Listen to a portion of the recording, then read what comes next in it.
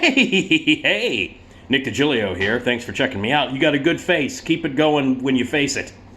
All right.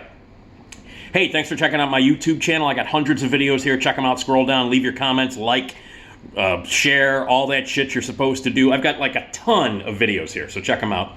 And I got a podcast, a very fun podcast that you should check out. It's almost a year of me doing the podcast. It's called the Nick D Podcast. It's available at the Radio Misfits Podcast Network, radiomisfits.com, or you can just Google it. It's available on every platform, the Nick D Podcast. New episodes every Tuesday and Friday with incredible guests and movie reviews and TV reviews and music and all kinds of great stuff. Esmeralda Leon is my cohort in crime on that one. We got another live edition of the Nick D Podcast at Zanies in Rosemont coming up Tuesday, January 17th.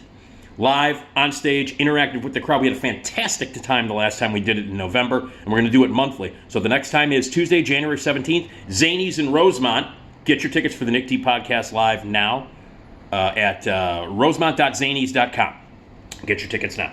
Also check me out on Patreon. Please give all the stuff that I do, the podcast, the videos, all the stuff. It's all free. So help me out with a little dough. It's cheap, man. $3 a month. You can afford that. Patreon.com/NickDShow. Patreon.com/NickDShow. Go there now, pick a tier, donate. It helps. You'd be cool if you did. Very cool. You'd be so much cooler than you are right now if you gave a little dough at Patreon. Okay, as you know, if you follow me at all, I've been reviewing movies for 37 years professionally here in Chicago. Took a little break because I got fired by a bunch of jagoffs who run a shitty radio station right now. One of the shittiest radio stations you'll ever hear. It's WGN, it's shit. But I'm back in the game. I am back in the Chicago Film Critics Association. I am reviewing movies on my podcast professionally on the Nick D Podcast, and I am the film critic for the Steve Cochran Show. Weekday mornings, 5:30 a.m. to 9 a.m. on WLS, the Big 890. You can hear me every other Friday, so make sure you check it out. I review movies there. And as a result, I've been going to screenings and back in the critics world and all that stuff. The Chicago Film Critics Association, of which I'm a member, we will be handing out our awards in just a couple of weeks.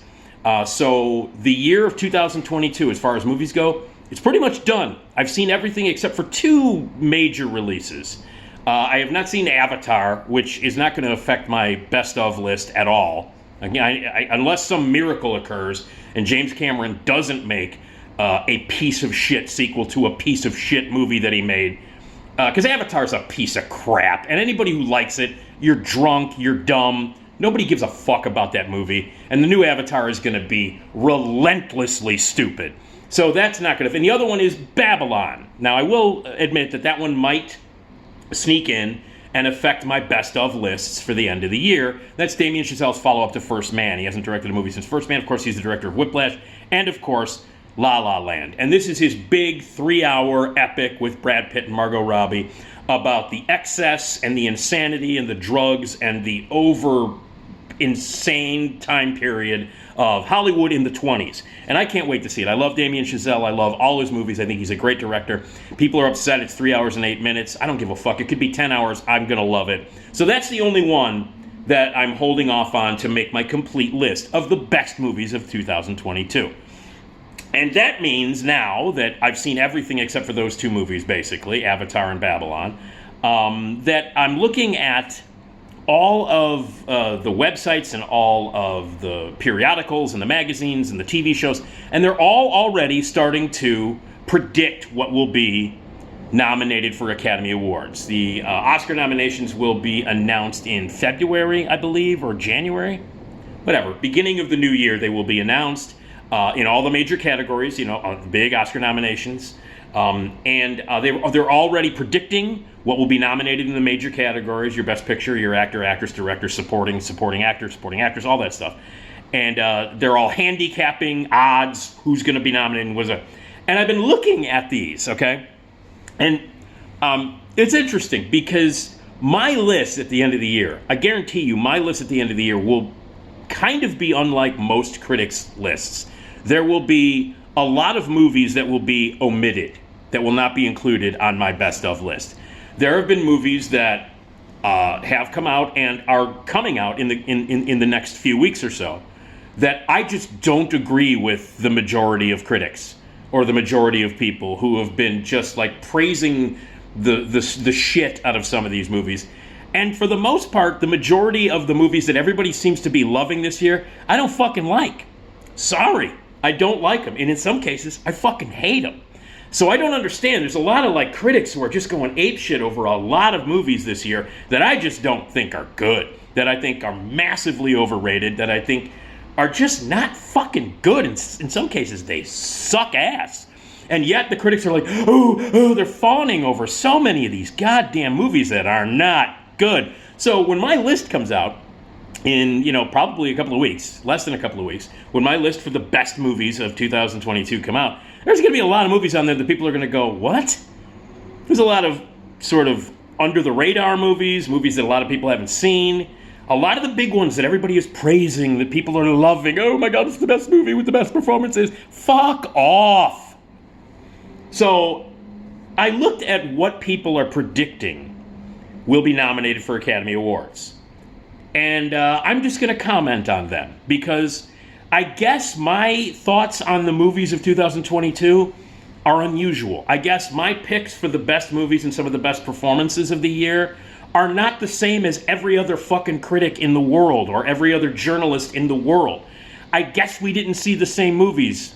I guess we didn't see the same performances because I'm going to go through what journalists and critics and people around, experts who are handicapping what will be nominated for these awards at the end of the year. I guess we saw different shit. So let's go through some of the categories, okay? I'll start with supporting actress. Supporting actress, these are the actresses that they think more than likely will be nominated. Now, there's going to be 5 nominees, but, there are more than 5 here. These are the names that are bandied about, the ones that are more than likely to end up on the ballot as nominees at the end of the year for Oscars and other major awards, but for Oscars basically. So for Best Supporting Actress, people are saying that Angela Bassett will be nominated for Wakanda Forever. I'm totally for that. I was not crazy about Wakanda Forever. I thought Wakanda Forever was, I thought it started out great. I thought the first 45 minutes were terrific, and then it just keeps getting worse and worse and worse as it goes on. It's not a very good movie, but Angela Bassett's great in it. So I'm good with that, Angela Bassett. Jamie Lee Curtis in Everything, Everywhere, All at Once.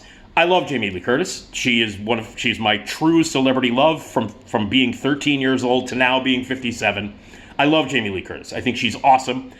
She's one of the few things in that movie that I like because that's one of the movies that everybody loved this year. Everything, Everywhere, All at Once. I fucking hated that movie. I thought it was pretentious and simplistic and really fucking stupid and forced and way, way obvious. And it was a movie that was just so much, it was just like so deep and significant, and all of these themes that were brought up and symbolism and blah, blah, fucking blah. It's been done 80 million times. If the Daniels who directed this movie, the last movie that they directed was about a farting corpse, was a much better movie. Everybody who loves this movie has never seen like 90,000 other Hong Kong movies that have been made that deal with the same subject and by the way, the fight scenes and Everything Everywhere, I'll get to that in a minute. Anyway, I'm talking about just the performance. Jamie Lee Curtis might get nominated, which I'm happy to see because I love Jamie Lee Curtis and I hope she gets nominated. I don't think she deserves it. I don't think the movie deserves any fucking nominations or any awards at all, but she, I think, is the best thing in the movie, but it's still not very good. Carrie Condon for Banshees of Inisherin. Best performance, supporting performance of the year. Everybody can fuck off. Yes, I agree with this one. One of the few things I agree with. In fact, Banshees of Inisherin is the only major movie that is probably going to be nominated for Best Picture and Director and all the major categories. The only one that I agree with. The only one where all the people who are handicapping them and all the critics and the experts and the journalists are all saying that Banshees of Inisherin is going to be nominated for multiple awards. That's the only movie that deserves the multiple awards they're talking about. Carrie Condon, the best supporting actress performance of the year, period, on, done, thank you. So I agree with that.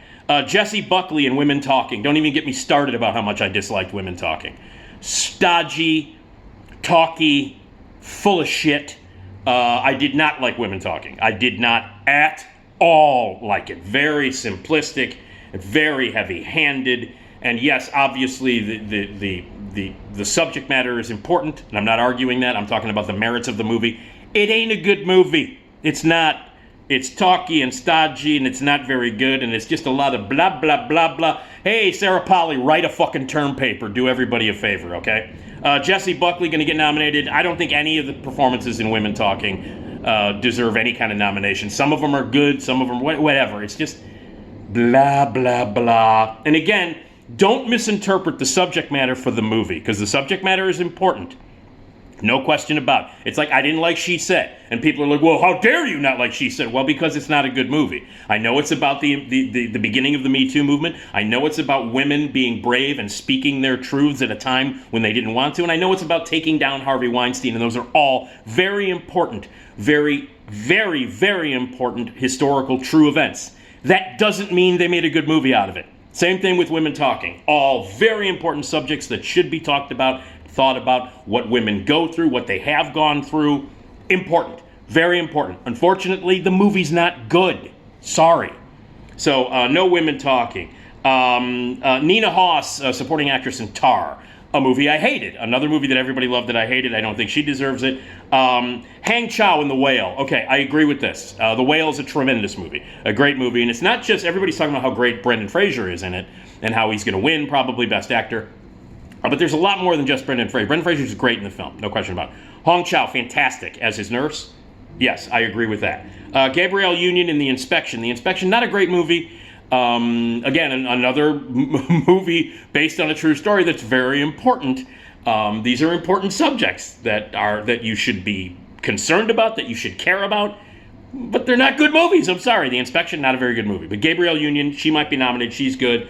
Claire Foy in Women Talking. She's my favorite performance in Women Talking is Claire Foy. Again, Carey Mulligan in She Said. Again, I don't agree. So again, there are a bunch of nominees that I just don't agree with that everybody else seems to like. Supporting actor, Brendan Gleeson in Banshees. So as you know, I love Banshees of Inisherin. Brendan Gleeson deserves the nomination. I agree with that one. Ben Foster in Emancipation. Nothing about Emancipation should be nominated, especially that asshole Will Smith, who probably will get nominated. But fuck him and fuck that movie. Judd Hirsch in The Fabelmans. They're saying that Judd Hirsch is going to get nominated for the single most embarrassing performance that any actor has given this year. It's embarrassing. Judd Hirsch is a fucking embarrassment in The Fabelmans, and The Fabelmans is not a good movie at all. No. So it'll be nominated in multiple categories. Spielberg, blah, blah, blah, be nominated for 15 Academy Awards. Doesn't deserve any, especially Judd Hirsch. Awful performance. Ke Huy Quan from Everything Everywhere All at Once. Again, he's fine in it. I don't think anybody or anything associated with that movie should be nominated, so no. But it's nice. He's short round. He's the kid from the Goonies. Now he's an adult, hasn't made a movie in years. It's nice to see him on the comeback trail. That was cool. Movie's not good. He's okay. Doesn't deserve the award. Let's see. Ben Washnow for Women Talking. No. Barry Kagan for Banshees of Inisherin. Agree. Yes. Paul Dano for The Fabelmans. No. Paul Dano should be nominated for The Batman. He played the Riddler in The Batman. That's the movie he should be nominated for, because he's great in that. Fabelmans, it's not his fault. He tries his best. It's actually really not the actor's fault. He tries his best. It's just a terrible movie. And then, let's see. Mark Rylance for Bones and All. I don't see him getting nominated, but I agree with that. He's great in it. Let's see. Actress. Michelle Yeoh, Everything Everywhere All at Once. No. Let's see. Cate Blanchett, Tar. I hated that movie. I think it is pompous, pretentious. I think that Todd Field, who directed it, wanted to let everybody know that he once worked with Stanley Kubrick by aping everything that Stanley Kubrick ever did, only he's got no knowledge behind long takes or the kind of cold direction that Kubrick does. It's like, dude, we remember you when you were an actor. Yeah, you were in Eyes Wide Shut. Thanks for reminding us that for 2.5 hours. A terrible movie. So in Cate Blanchett, whatever. I mean, I love Cate Blanchett. It's not a great performance. It's certainly not the best performance she's ever given. I liked her better in Ragnarok, for Christ's sake. So no. Rooney Mara for Women Talking. No. Danielle Dudweller for Till. She's really good. Not a great movie, but she's really good in it. She might deserve a nomination. Viola Davis in The Woman King. Yes, absolutely. Great performance. Terrific movie. She deserves it. Olivia Colman, Empire of Light. No. Absolutely. It's like every director seems to be wanting to make Belfast now. They're all like going back to their like movie-related childhood thing. You know, like Belfast is another one, and blah blah blah. And Fabelmans is like that. Empire of Light is Sam Mendes' version of that. It's not good. Olivia Colman does not deserve a nomination. Anna de Armas for Blonde. Tragically, criminally underrated and much maligned movie that fucking does not deserve to be ripped apart like it was. At all. It's a movie that's supposed to make you feel like shit when you watch it. Supposed to. I loved Blonde. I thought Blonde was terrific. That it was a terrific movie. Andrew Dominik's brilliant look based upon a novel. I want to emphasize the word novel. It's not the true story of Marilyn Monroe. It's a symbolic look at how we, as fans, fuck people up. That's what the movie's about. And Anna de Armas is fantastic in Blonde. I hope she gets nominated. She might not, but there's a chance. Vicky, let's see. And then the ones that I would like to see nominated but won't. Emma Thompson, good luck to you. Leo Grand, one of her best performances ever. She deserves to be nominated. Probably won't be. Vicky Krebs in Corsage, tremendous performance. Florence Pugh in The Wonder, and Aubrey Plaza in Emily the Criminal. These are all performances that are 9,000 times better than the women that will be nominated. And don't even get me started on Andrea Riseborough for To Leslie. It's the best performance that any human has given this year. If you have not seen To Leslie, and I know you haven't, because nobody has, that's on you. It's out there. It's on video on demand right now. To Leslie. One of the greatest movies of 2022. One of the very, very, very best movies of the year. And Andrea Riseborough, her performance in the movie To Leslie is better than any performance that any human has given this year. And it's not even fucking close. It's not even close. You can take the best performance by an actor, the best performance by an actress, the best performance by any human being, and go, oh my God, it's amazing. Pales in comparison to what Andrea Riseborough does in To Leslie. By far the best performance that anybody has fucking given all year long. 2 people saw it. She's not getting recognized, and it's bullshit. You want to see an actress doing the best work that you can possibly do as an actress? You watch To Leslie. Fuck Tar. Fuck all these other movies. Michelle Williams in The Fabelmans, which is an embarrassing performance. Her worst performance, worse than H2O. And she'll get nominated. But Andrea Riseborough, whose amazing work in To Leslie, nobody's seen, nobody cares, blah, blah, blah. You should be ashamed of yourselves if you haven't seen To Leslie. And if you have seen it and you don't vote for her as the best actress of the year, you're an idiot. So, anyway, the best actress category, to me, the point is moot. If you're not going to nominate or just hand the award to Andrea Riseborough and To Leslie, you're an idiot. Actor, Brendan Fraser for The Whale. He's going to get nominated. He might win. He's fantastic in the movie. It's great. Colin Farrell in Banshees of Inisherin. I'm kind of rooting for him. As great and as showy and as an unbelievable comeback performance as The Whale is for Brendan Fraser, my emotional connection is to Colin Farrell in Banshees of Inisherin. I love Colin Farrell in that movie. He's great. He'll get nominated. He won't win because I think the freight train of Brendan Fraser is going to win, but any other year, it would be his year. And Colin Farrell is unbelievable in Banshees. Let's see. Austin Butler and Elvis. Everything about that movie is shit. He's the best thing in it, and even he at times is like, "What are you doing, dude?" It's an embarrassment to humankind.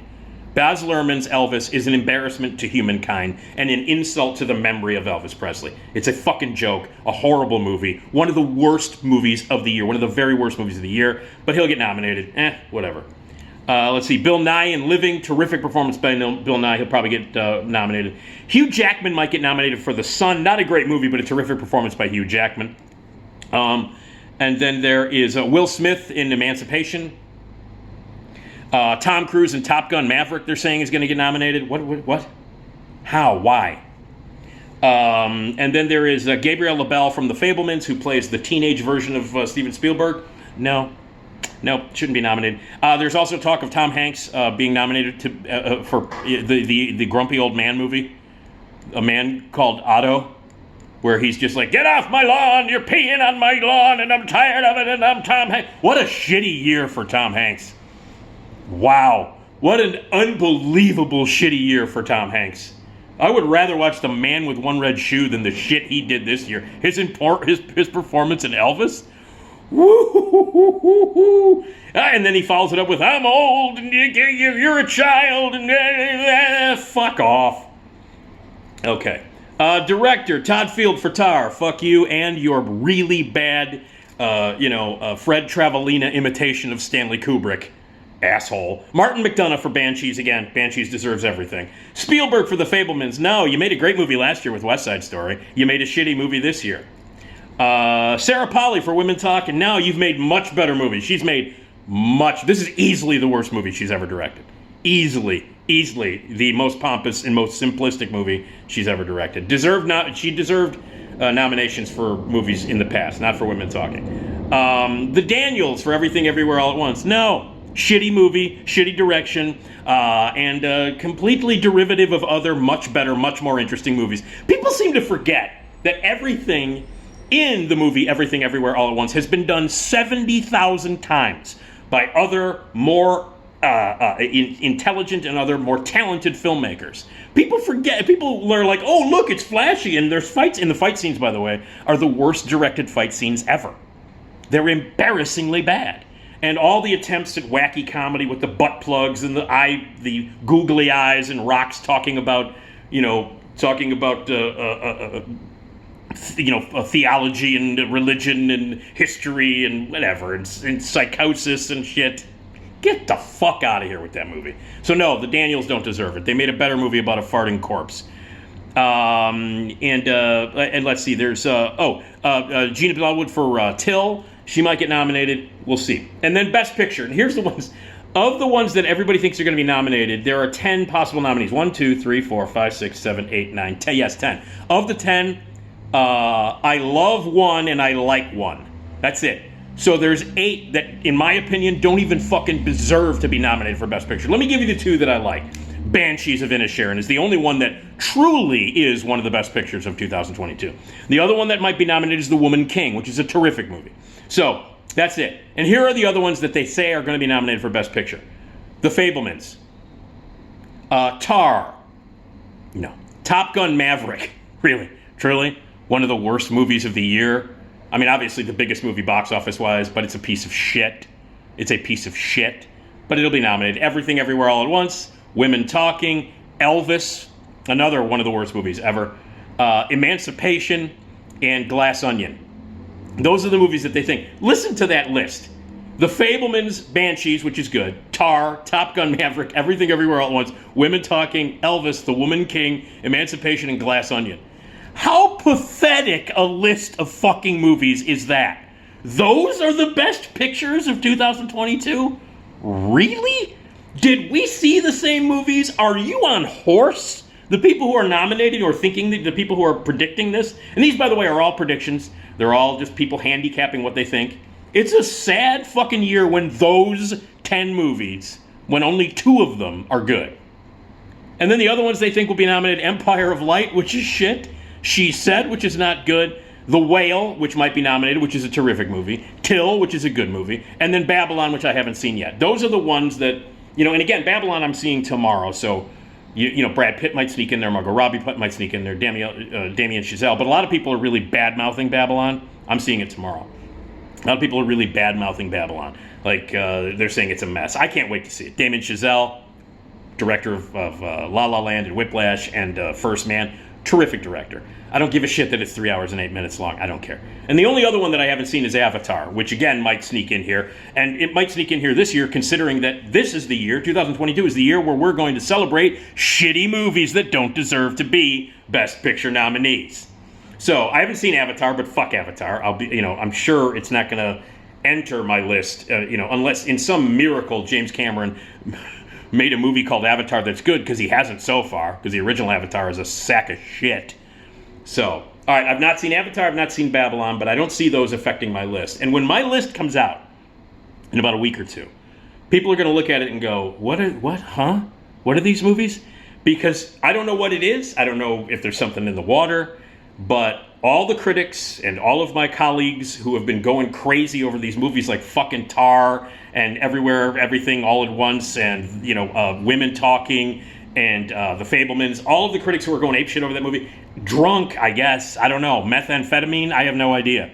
we didn't see the same movies. And when my lists come out, when my lists of the best movies come out at the end of the year, people are going to be like, Nick, what? Because for the most part, the stuff that I love this year, either people didn't see or they didn't really love, and the stuff that everybody else loved this year, I didn't. So those are the possible nominees, the likely nominees that'll be announced in late January for your major awards in the Academy. And as I've gone down the list here, I don't know. I will not be rooting for anything on Oscar night except for the Banshees of Inisherin. That's it. So it's one of those years, man. It's one of those years where this is just how it happened. I'm not doing this on purpose. I don't like or dislike movies based on any kind of I'm trying to make a statement. I like and dislike movies that are good or they're bad. And a lot of the movies that everybody loved this year, I just think are bad. And they're big, major movies. Like major movies that are going to be on top 10 lists and are going to be nominated. I just don't see it, man. I looked at these lists and you heard some of these titles that everybody's been creaming their jeans over, and I'm like, nah, sorry, don't see it. Bad movies. So anyway. So those are what they're looking for, and you can look online. Just Google Oscar nominee predictions for 2023, and look at all of the shit that's going to be nominated this year.